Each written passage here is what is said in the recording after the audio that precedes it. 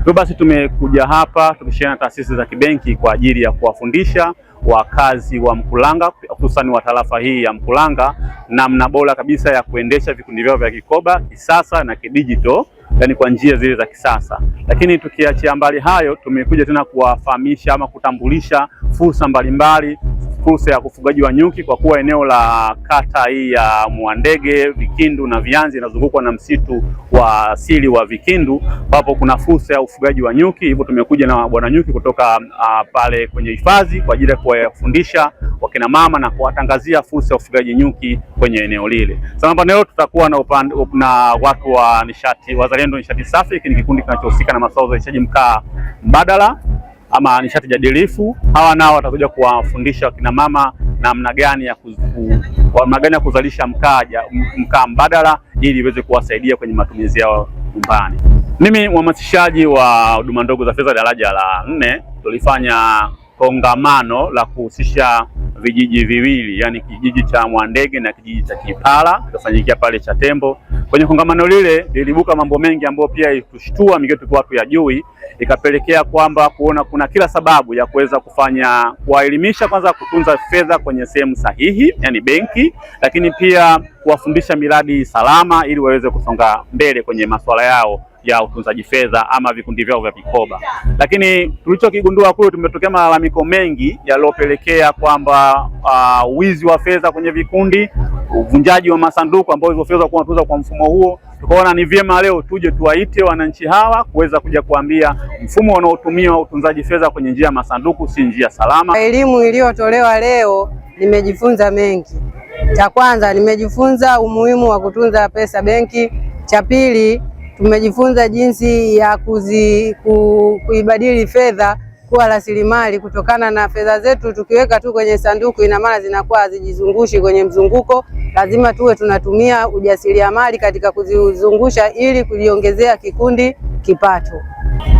Cha kufanyika, vikundi viwe vimesajiliwa na walimu wawe wanatambulika, kwa sababu mwalimu, vikundi vingine tunasikia mwalimu ndo ameiba hela ameondoka nazo, mwalimu sijui na mtunza hazina sijui amefanyeje. Lakini kukiwa na walimu ambao wanajulikana kisheria, wapo kisheria, tuna uwezo hata sehemu ya kwenda kuwalalamikia kwamba mwalimu fulani ametufanyia jambo fulani, kuliko ni huku hivi tunavyofanya wenyewe na walimu wasiotambulika kisheria. Ushauri wangu kwa serikali, waendelee kutoa elimu ya fedha, kwa sababu wananchi wengi fedha wanazo. Umuhimu utakapokuja kutokea wanajua nini kifanyike kwenye fedha zao. Tuko hapa chuo cha ualimu Vikindu kwa ajili ya kutoa elimu ya ufugaji wa nyuki kwenye vikundi mbalimbali na watu pia binafsi ambao wamehudhuria katika eneo hili. Tuko hapa kuwafahamisha kuhusu fursa ya ufugaji nyuki ambayo inapatikana kwenye wilaya yetu, lakini pia kwenye msitu ambayo inazunguka maeneo ambao wanaishi. Mojawapo ikiwa ni msitu wa Vikindu. Ni msitu mzuri ambao una maji ya kutosha, una chakula cha kutosha, kwa kumaanisha miti ambayo inatoa maua ambao pia inaweza ikawazalishia mazao mbalimbali ya nyuki na kujipatia kipato. Tunapenda kuwashauri watu ambao kwenye vikundi mbalimbali, ni vizuri zaidi kuwekeza kwenye ufugaji wa nyuki, kwani ni kazi ambayo inakupa kipato kikubwa, lakini pia ni kazi rafiki kwa mazingira. Kwamba sisi tuna kwenye kikundi chetu cha Wazalendo Nishati Safi tunatoa huduma 4. Huduma ya kwanza, mafunzo ya mkaa mbadala. Huduma ya pili, utengenezaji wa mashine za mkaa mbadala. Huduma ya tatu, uuzaji wa jumla mkaa mbadala. Huduma ya 4 ni utengenezaji wa majiko. Sasa kulingana na uchumi wa sasa hivi ambao unaendelea na katika vikundi, kwamba hela zinakaa muda mrefu pasipo kutumika.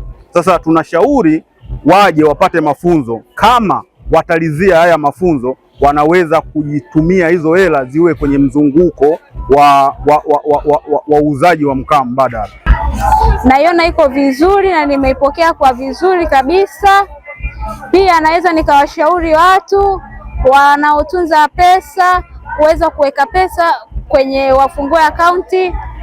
Kuweka pesa nyumbani inakuwa ni madhara pia baadhi yake, lakini ukifungua akaunti inakuwa inawaletea faida juu yenu.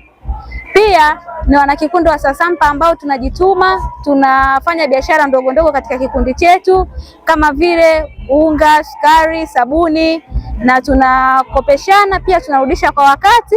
na tunajipatia faida ndogo ndogo kwa ajili ya kikundi. Sasa kwa ujuzi huu niliojifunza huko, inategemeza moja kwa moja nirudi sasa niwafundishe wenzangu na wao waendelee. Kwa maana gani? Ina maana watu wengi wako katika vikoba, wanazalisha vitu tofauti tofauti, lakini hawajui nini baada ya mwisho wafanyie vipi. Kwa hiyo moja kwa moja wakijikita katika utengenezaji huu wa chaki, wakijikita katika utengenezaji wowote ule wa vitu vya ujasiriamali, najua tutasonga mbele. Na wanapopata hela basi wasiweke katika mitungi, basi wasiweke katika michago, wapeleke benki husika. Wakiweka katika benki, mwisho wa siku watapopata hela zao wanaenda kuchukua kwa urahisi, wala wizi majumbani utakuwa hakuna. Sababu imeonekana akina mama wengi wanapoachiwa hela ya familia kwa ajili ya lishe, kununua vyakula vya nyumbani, wengi wanakuwa na shauku kubwa ya kuweka akiba kubwa kuliko kununua chakula cha familia. Kwa hiyo inapelekea familia kutokuwa na afya njema, lakini pia unakuta watoto hata darasani, kwa sababu wanapata utapiamlo tangu wakiwa wadogo, sababu hakuna anayejali afya yao. Pesa nyingi tunaweka kwenye vikoba na vikundi, kwa hiyo unakuta kunakuwa na utapiamlo. Kwa yule mtoto akifika umri wa kwenda shule, ile hali yake ya uelewa darasani inakuwa inapungua, lakini pia familia inakuwa na magonjwa mengi ya kujirudia rudia.